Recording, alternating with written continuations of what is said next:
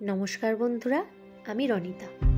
আজকে চলে এসেছি তোমাদের কাছে আমার কাশ্মীর গ্রেট লেকসের একটা ভিডিও নিয়ে। তোমরা ভিডিওটির প্রথমেই দেখতে পাচ্ছ একটা কঠিন রাস্তা, যেটা চড়তে গিয়ে প্রায় নাভিশ্বাস উঠে যাচ্ছে।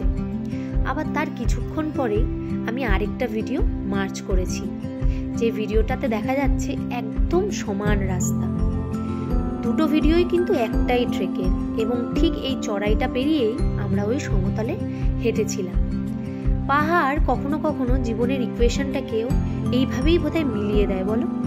জীবনেও তো কখনো হঠাৎ করে চড়াই এমন একটা সময় আসে যেটা পার করতে গিয়ে নাভিশ্বাস উঠে যায়।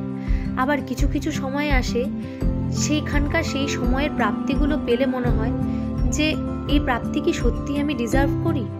আনন্দময় হয়ে ওঠে জীবনটা।